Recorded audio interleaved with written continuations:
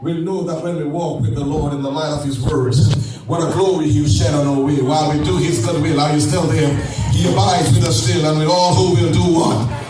Trust and obey. Walk on, children of God, your captain is near. I submit to you today that the Christian journey, there's a mountaintop experiences when everybody look bright and everything look fair. But in the Christian's life, there are some ordinary days when we do the best that we can for God, and no one in the church recognizes us. No one calls us to encourage us. No one seems to care about us. But I stop by to remind you that Jesus cares. But in the life of the Christian life, there's some really, really dark days when we have to go through confusion, discouragement, despair, and fear. Sometimes those days turn into weeks, and those weeks turn into months, and those months turn into years, and those years turn into a lifetime experience. But we cried out, how long, Jesus, how long? But I've come by Harmony today to let you know the good news. We need anticipation. We need resilience. It seems as if David knew these things when he penned Psalm 23. And right in the middle of those 6 verses is one that I'm going to spend a little time on today. He said, yea, though I walk through the valley of the shadow of death, I will fear no evil. For thou art with me. Most time we hear the sermon, where do we hear it? At the funeral, not you. That's where we hear the sermon most time. Well, allow me to preach you a funeral sermon today, because that's where we hear this text. This text is fearless. This text is faith-filled. This text is daring. This is saying, God, I am under your protection. No valley will allow me to leave your protection. Psalm 23 is confirmation. This is a psalm of confidence. It is a psalm of defense. It is a psalm of protection. It is poised in the midst of life's most tenuous hour. Let me share something with you. And some of you don't even know what I'm talking about right now. When I was a boy growing up, I used to hear my parents talk about storms. 1951 storm. There's a song that goes like that, isn't it? Is it 1951? He said, that storm I wasn't born. That's what the singer was saying. 1951 storm in Nevermore. But all through my life, I have always prayed and begged God to experience a storm. I'm being honest with you. And then you hear on the news come around September time, October, that there's a storm coming. And when we hear that there's a storm coming, what happened? Come on, talk with me. You from Jamaica, I don't know the other islands or where you're from, but those of us from Jamaica, every time we hear about a storm, we go to the corner shop and we stock up with all the pig mackerel and the corned beef them and the sardine. Some of you don't still look at me like you don't know what I'm talking about. You used to eat them too. So what, because you come afford and you can afford turkey and oxtail and fish, then you let people believe like you never used to eat tin mackerel and all of these things. Well, I have no problem. I used to eat it. That's what I survived on. Hello, somebody. Let me tell you something. Some of us are afraid to talk about where we are coming from. But ladies and gentlemen, where you're coming from has nothing to do. The most important thing is where you're going. Hello, somebody. Leave your past behind. Grab on to the arms of Jesus, and he will walk with you through your valleys. Then after you buy off all the things, stuff them off the shelf, stock them up preparing for the storm. The next morning you wake up, you're here to the storm turn back. You know what I'm talking about. Do I have 5 people here who know what I'm talking about? You hear the storm turn back. But then in 1988, a little fella named Gilbert touches down invitation, without visa. He showed up in Jamaica, September 11, 1988. He touched down in Jamaica. I was in high school then. On the campus of West Indies College, now Northern Caribbean University. I was a student in high school then. And when the storm started, I stood in my bedroom looking through those metal panes of louvers. You know those? And as I looked through the window, there was a tree standing at the window where I was looking at. And as the winds hollered and as those wings pressed the limbs of that tree, I saw them bowing down to the ground. I saw them coming up. I saw them swaying in all directions. And as I stood there watching, my eyes caught a little bird, Sister Nicole. We call him Pichiri. I don't know what the biological name, but that's all you know, Pichiri. I saw a Pichiri hanging on to a branch on the tree. And as it hung on to the branch and the wings start blowing and blowing, and after it blow and blow, let me tell you something. They realized now that the limb broke. And when the limb broke, the Pichiri let go of the broken limb. I'm going somewhere here. And it grabbed and it blew and that limb breaks too. It let go of that limb and it jumped onto another limb. I'm talking to somebody. I'm parking on somebody's driveway right now. And as it broke, and then all of a sudden, all the limbs were gone. No limbs were left for it to hold on to. I looked for my little friend, the Pichiri, and when I looked, I saw him holding on to the trunk of the tree. It was holding on to what was left. Can I talk to somebody in here today? When your limbs break, let them go and hold on to Jesus. When don't you hold on to what is broken, let it go and hold on to Jesus Christ. If you gonna make it, if we gonna make it, we gotta let go of some people and tell them, I can't carry with me any longer. I'm not staying with you any longer. You gotta let go of some habits and say, oh, to Jesus I surrender. Oh, to him I freely give. Worldly pleasures, all forsaken. Save me, Jesus. Save me now.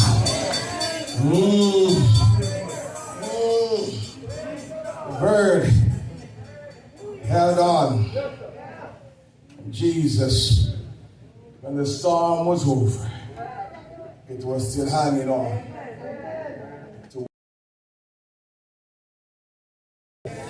Can I get a witness in here today? Who need to right now let go of some things that are broken? We spend all our lives looking on the door that was shut. And because you're staring on the shut door, you cannot see those other doors. But God has opened for you. Some of you to refocus today in the house of the Lord. Because you're going to pass through your valley. Can I talk to you here today? But when you pass through it, be careful that his rod and staff will be yours.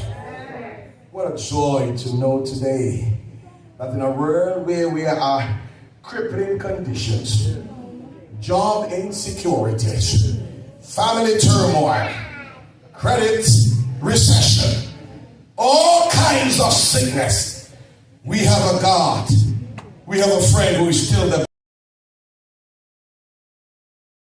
who is Jehovah Jireh. He is our provider. This psalm takes us from a mountaintop experience into the custody of a shepherd who provides for his sheep. So much so that when we learn to walk with a shepherd, when we get to Death's Valley, panic won't set in. Oh, or empower us. When we come to Death's Valley, we remember that the dust of the grave is not the end, or just a rest for a little while. Have you heard somebody say that they're going through hell? Hello, somebody. with all your trials and tribulations. Have you ever heard that, Sister Nicole? Have you ever heard somebody say, Brother Carver, man, I'm going through hell. You said to them, Brother John, how are you doing today? Man, I'm going through hell. Have you ever heard anybody say, Brother Dawkins, how are you today? You say, man, have you ever heard that? As a matter of fact, have you ever said that in your life? Come on, be honest. Have you ever gone through something that when you feel it was worse than hell? Well, guess what? When you're going through hell, I have the solution for it. Preacher, what are you talking about? I said when you're going through hell, don't stop. Go right through it. Because if you stop in hell, you're in trouble. But on the other side, there is Jesus waiting for you. The psalmist covers the physical, social needs of man. He covers the emotional, spiritual, and suggests that life experience are only covered with good and bad. When I went to school in Chambers Pen, all age school, that's where I went to school. There was a thing that we learned, that life is a composite of bitter and sweet. And it takes a little of both to make life complete. Woo! Can I talk to somebody here today?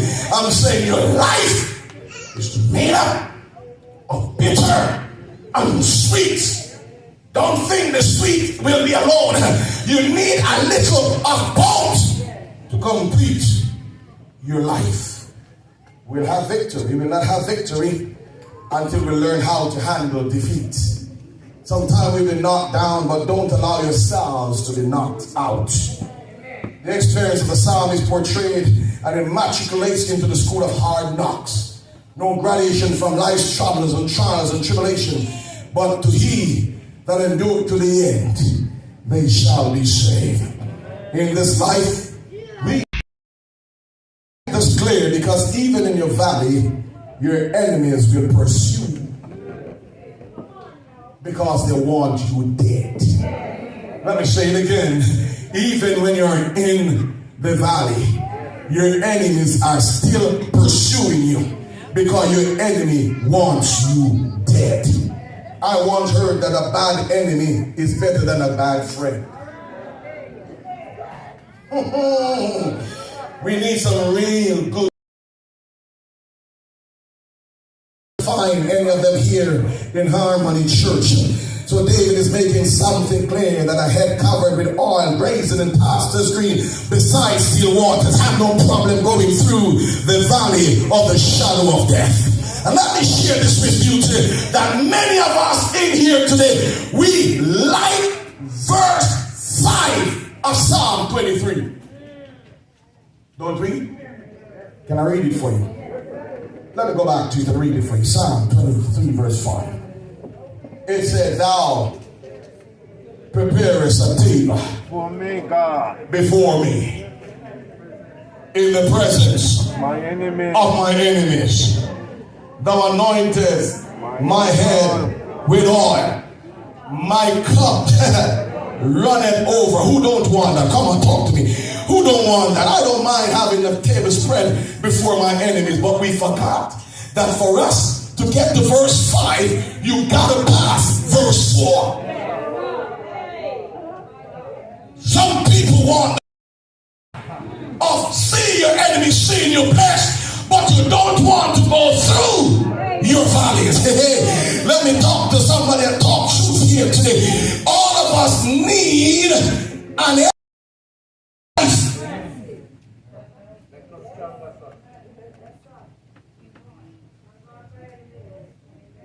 because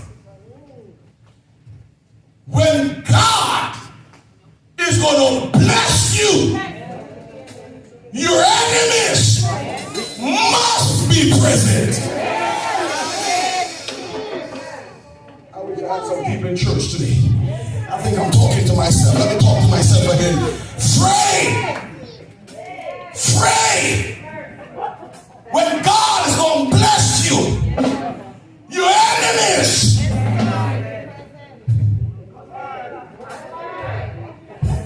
got to be present. Because he said, I'm going to make your enemies your footstool. So when the enemy When the enemies are trying to tear you down, you need to tell them God has this one. You need to tell the devil that God has me covered.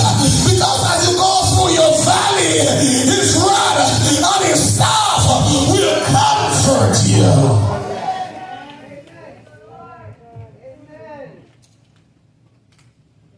If we're going to make it to heaven, we have to pass through our valleys. I don't know. There's a song that I've grown to love, Sister Nicole. It goes like this: I'm coming up on the rough side. Do you know it? Have you ever heard it before? Let me tell you something about it. You have sang, but you don't understand what it is saying. Have you ever seen anybody make it up on the smooth side? Have you ever? Well, maybe some of you have seen people make it up, because when the side is smooth, every time you go up, you're going to slide down. Oh, come on, walk with the preacher. Every time you go up, you're going to slide down. But when the side of the mountain is rough, there's some place to cut your toe. There's something to hold on to. You will get some cuts. You'll get some bruises. You'll have some challenges.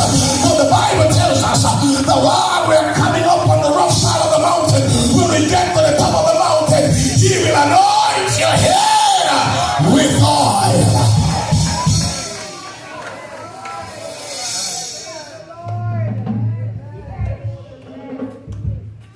I live in a district called Mount Pleasant. That's where I was born in Canada. And we used to travel to a place called Lagwood to go to Chambers Bend to school and church. Carbert and Vaughn know what I'm talking. They know this road very well because they walked it too. And coming home in the evening, during this time of the year, mango season, we used to walk through a man named Brother Cecil bush. And we're looking for mangoes on the trees. There's something I will tell you right now. I have never seen one of my friends stoning an empty mango tree.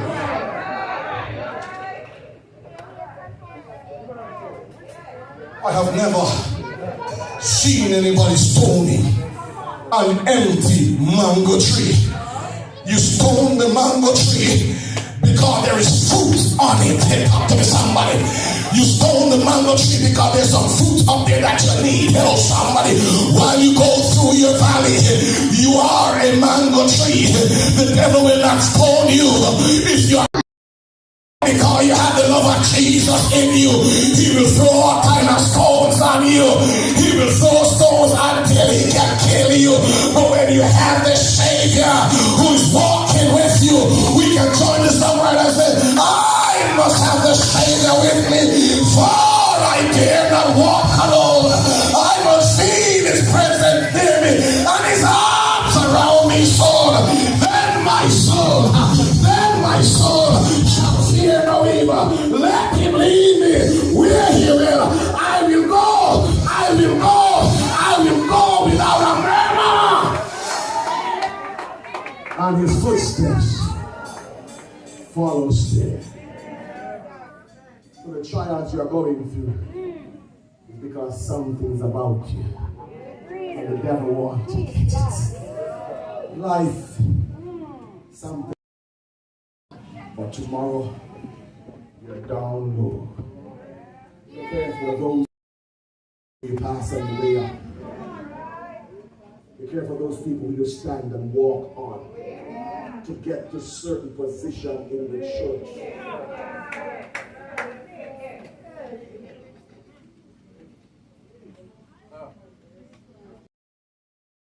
Some people can do whatever they want.